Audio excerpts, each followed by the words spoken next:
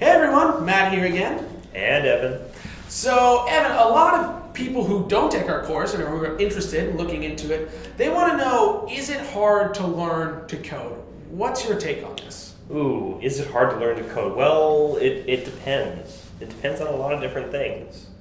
It depends probably first and foremost on your motivation. It takes a lot of motivation to actually put in the time and effort that it takes to learn something brand new as an adult, especially. So that's the very first thing I would say. Motivation is key. You need to identify, if you choose to do this, why are you doing this? Yeah. Are you trying to provide a better life for your family? Is it because you have a newborn on the way? Do you just hate your job and want to do something different? You're just trying it out. All of these are different motivations which are going to motivate you in different ways. But it's important to identify that and hang on to it. When I was first learning to code, I was working at a locksmith company, and I really hated working there. It was kind of a real nightmare job that I'm sure a lot of you might be able to, associate with. And what happened was my wife moved me out here to the Bay Area, and I learned a little bit of HTML, CSS, not enough where I really felt comfortable to get hired. And so I decided, I need to really buckle down. And for 1 month, I need to sit down and really learn and memorize this stuff. The thing was, I was living in my mother-in-law's house, okay? And she obviously was not super happy about me being there. She did not grow up in the U.S. with ACs and air conditioners, and we were in Walnut Creek. It was crazy hot for that month, sometimes getting up to 100 degrees. And so I was sitting in this house, it's 100 degrees, and I had the little Lasso Opsode Site Size sitting next to me. He was my buddy while I'm learning to code. And, I'm sitting there basically in my boxers on a computer, crazy motivated to get the hell out of that house, right? I just wanted to do anything to get out of there, and I think that was a really helpful kind of thing. Maybe that motivated me a little bit. I loved coding, so it was really easy for me to sit down for 10 hours a day and do it. That was also very helpful, but I think there was a lot of motivation there too to figure out a solution to get me out of there. So motivation for me played a huge role. That's a really good point, though, that you loved coding. I'd say the same. I really loved it once I got into it. I was surprised. I did not expect to love it at all, but I did. And that can definitely make a difference, too. That's another kind of motivation, if you really fall in love with it, if you really enjoy doing it. If you don't, that's not to say that you will not be able to learn how to code, but it will make it harder. Yeah, for sure. I tried to get a lot of my friends to learn to code after I picked it up, got a good job. They were still at home, maybe living with their parents and stuff, not making a lot of money. I try to show them something like Codecademy just as an intro. Like, hey, why don't you check this out? Or why don't you check out some of our pre-work videos? And they just hated it. They hated it. They just couldn't do it at all. So, if you're looking to coding because you just want to make money, go and try it. If you hate it, you're not going to be able to pick it up. There's no way. You have to spend so much time doing it. You really have to at least be okay with doing it. You might not have to love it, but liking it helps, and it makes it doable. If you don't like coding, don't get into coding. It's not going to be good for you. That's great advice. And, jumping on that, the people who do tend to love coding tend to be stereotyped in some pretty heavy ways. Any comments you have on that? Yeah, in movies, TV shows and stuff, these are always nerds, normally in their parents' basement or something like that. You get a really negative image if they don't get outside, they don't get a lot of sunlight. Looking at us, you might get that impression too. The slides are not flattering. Yeah. But it's really not like that. Not nowadays. Maybe that's how it was, 30, 40 years ago, but now anybody can go online, learn how to code. I taught myself how to code online. It took me 2.5 years, but I taught myself how to code online. And I never considered myself like that. I honestly was very hesitant because I didn't think my math skills were good enough. I would always see in movies and TV shows they were geniuses coding. I was just well, they're a genius, so how am I supposed to do it? Luckily, Sam, he's, he always thinks he's like a genius. He's my, Sam. So he goes and he does it. He shows me a website. I'm like, if Sam can do it, I can do this. So then I start coding, and then we all start coding. And so you start realizing, it really doesn't take a math genius. I mean, the level of math you need to know is elementary school level. Yeah, if you can count, if you can add and subtract, you're in good shape. Percentages are the most advanced you'll need for front end. Yeah, absolutely. Yeah, so definitely you're good off there. Are there any other kind of stereotypes you can think of? For sure. So we're in the Bay Area. We live in the Bay Area, and we deal with a lot of Bay Area coders. Love them or hate them. They're a very particular group of people. Very, very hipster. Very, very particular. But not everybody who codes in the Bay Area does fit neatly into that mold. Sure, that's what we see. That's what's televised. That's the cast of Silicon Valley. Whatever it is. But there are plenty of people out there here in this city and elsewhere who code as part of their everyday life, their everyday job, and they're completely regular people. Not to say that being a Bay Area hipster is irregular, but they don't go around with handlebar mustaches and rattan fedoras all the time. Yeah, for sure. The other thing that a lot of people struggle with is knowing whether or not they have enough computer experience. Mm-hmm. So many people think that they need to be an expert at computers, and that is a really foggy area. Because computer expert is hard to define, right? People have different definitions of what that might be. I think the bare minimum bar that you have to be able to hit is, can you type on a computer? Can you save files on a computer, on your desktop? If you can do those two things, and ideally you know how to use Google, and you've heard of it, and you can use it, and you can check email, you're good to go. If you can do those things. Anything else is just great, fine, that's excellent. But there's so many things you don't have to know. You don't have to become a computer expert. You don't have to know, exactly how your computer works and everything. It's not really going to help you out that much at all. At least nothing I can think of. No, I totally agree. What Matt said, if you can check your email, you can type, you can move your mouse, you're all set. We get a lot of students who don't feel like they're very experienced computer users, who aren't confident in using their computer. They don't have to on their job. And it can give them a slow start.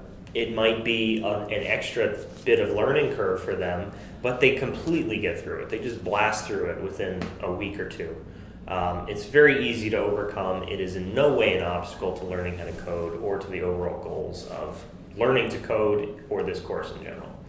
And if you're watching this and you're watching this video and thinking, okay, well, coding might not be that hard for some people, but I'm older, I can't learn to code. That is not true at all. Nope. We've had people in their 60s, over 60 years old, take our course and learn to code.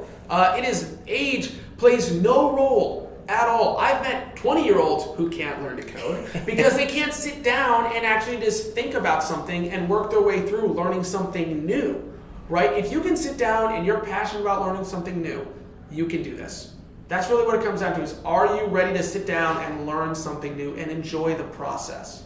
100%. You need that motivation. It just all comes back to that motivation. And on top of the motivation, it is a time-consuming process. It's not going to happen overnight, whether you're 60 or whether you're 20. Don't be 20, because I don't like 20-year-olds. That's me. Whatever age you are, whatever position you're in, it will take a lot of time and a lot of motivation, and that's to be expected. So you're going to need to put in some serious time. I mean, we describe ourselves as a part-time program, and some people hear that and they think, okay, well, that's 3 hours of class a week plus a little homework, a couple hours. No, we mean part-time as in part-time job. You should be investing 20 hours a week minimum into coding in order to be successful as you work through this program. That's our opinion, that's our stance, that's what makes this magic work, and that's the kind of time that you should be committed to investing if you really want to do this. One of my best friends, he picked up guitar when he was like 18. He started playing when he was 18. He got really good at it because he played it nonstop for 4 years. He'd seriously play for like 8 to 12 hours a day on a regular basis. And he'd go around, he'd play with people, and sometimes he would tell me stories, and he'd meet some guy who said he's been playing for 30 years, and he'd be like, oh man, this guy must be sick. And he'd sit down, and he'd play, and he was awful. And he's like, how is this possible? And he realized, oh, he's playing like an hour every month. This dude is nowhere near me because he's not actually putting that time in to make it part of his life, part of his lifestyle. He's not actually like entering this coding world or this world, right, where it's his life. That's what you need to do with any new skill if you want to learn it, especially a new language like coding is. You know, you really have to dive into it and use it on a regular basis all the time. Yes, absolutely. And, referring to coding as a new language, there is a lot of stuff, a lot of language, a lot of jargon, a lot of vocab to be absorbed out there. I mean, sometimes listening to coders talk or developers talk amongst themselves. It's mind-numbing. It's like an alien species. Yeah. And we get that. We totally do. And that can be intimidating. But it shouldn't be. It's not that hard to decipher what's really going on there. It's all a process that happens organically through immersion in all of this code speak, all of this coding, all of the hours of practice that you put into coding yourself at home, to coding in class, to solving your own problems when you run into them. All of that reshapes the way you think, the way you hear, the way you see, and those walls just naturally dissolve. The interesting thing is there's also shortcuts you can use to get over this too. Something I did was when I would start reading things about, coding as I started, and I would come across a word, that I didn't know, I wouldn't just pass by it, right? I wouldn't just be like, okay, well, this is something, who cares? And I just move on, and then I don't understand the entire article, right? I would then Google that word and see what the hell it means. And then I can apply it to what I just learned, and now I just learned a new word, right? There's like a limited amount of words out there. A real problem also with all this jargon is sometimes people will have different definitions or bad definitions of it. It took me a really long time to learn what recursion meant because of that. Ooh, that's a good one. Yeah, because so many people, they don't know how to explain it properly. And it's actually really, really simple. That's the funny thing. If you have somebody who can explain it to you in a really, really simple way, it makes so much more sense, which actually this is a perfect lead-in to coding is a lot easier if you have a coding mentor. All right, that's what we do. That's what other coding boot camps do. You need somebody to help push you. It took me 2.5 years to learn to code because I was on my own and I was all over the place and I was trying to cipher through this jargon and I was trying to work out all these problems and I didn't understand what I was doing. I didn't have a path. The same thing took me 10 weeks because I had a mentor. Yeah, it's true. You need a teacher to walk you through this because you're going to get stuck and hit walls constantly. When you're on your own and you hit a wall, sometimes I'd stop for weeks on end because I'd just be like, well, I don't know what to do now. And I just stopped because I couldn't solve my problem. And I'd either just cancel what I was doing or keep trying to figure it out. When realistically, I could have just asked a mentor and they would have told me right away what the answer was. Absolutely. Mentors, they point you in the right direction. They don't necessarily just give you answers either. They tell you how to find the answers, how to get rid of all the non-answers. They really help you hone the soft skills that you're going to need to solve any problem under the sun. They point you to the right resources. They make sure you're studying the right thing. They make sure your brain is focused on the right concepts and not all of the noise around it. And most importantly, they make sure to push you outside of your comfort zone. If you're learning on your own, it is an extraordinarily strong temptation to stay in your comfort zone and sit in your comfort zone forever. Maybe push the envelope a little bit. Mentors will push you to the point where you are making extraordinary leaps and bounds in your learning because you are being challenged to the right degree and in the right way. Yeah, we like to explain it like we're trying to teach people like they're climbing a ladder, where each new rung should be just there, like just enough to reach. It shouldn't be out of reach and it shouldn't be too close, right? Every new step should be just far enough to push them a little bit, but not too much to discourage. But as far as mentorship goes with being part of your comfort zone, this kind of brings us back to that one video we did about Googling it. You mentioned mentors should not just give you answers all the time. Right? It's good to get answers when you're completely stuck and really frustrated. But sometimes it's also really good for your mentor to push you a little bit. And that's normally through, finding the answer on your own. Because that's what learning to code really is. You need to be able to find answers on your own in the long term. You're not always going to have somebody there to answer every question you have. Mm-hmm. So if you can do that and find a mentor that can do that, you're in much better standing. Absolutely. Cool. Last thing I want to mention. is just language barriers, right? We get a lot of students here where English is their second, third, fourth, or fifth language. A lot of people struggle with that, and they're really worried about that. The funny thing is, I know coders who don't speak English at all. Everything in code is written in English. HTML, CSS, JavaScript, it's written in English, but there's only a few keywords, right? Learning HTML is like learning a new alphabet, except it's written in plain English. So if you already, can understand a few things like head and things like that and body, you're fine. Then you have CSS, which is also pretty straightforward English, and they do the same thing. If English isn't your first language, you can just go and Google what the definition is. But it's really amazing that a lot of these international developers who don't speak English can actually go and read documentation and still do this. That's the crazy thing. Because while it might be written in English, after a while, code becomes this other language of its own, where you don't have to know English to do it. That's a great way to put it. Yeah, code is very literally its own language. Code is written the same way, whether the developer speaks English natively, Spanish natively, Chinese natively, doesn't matter. The code is written the same way. Yeah. There's no language barrier to learning it. As for learning it with a mentor, they're hopefully somebody who's going to be able to guide you through any obstacles you run into, whether they're language related or otherwise. That's another advantage a mentor gives you versus trying to learn on your own. If you're not comfortable reading documentation in English, learning concepts in English, that's another thing that a mentor can do for you to help advance you and advance your understanding.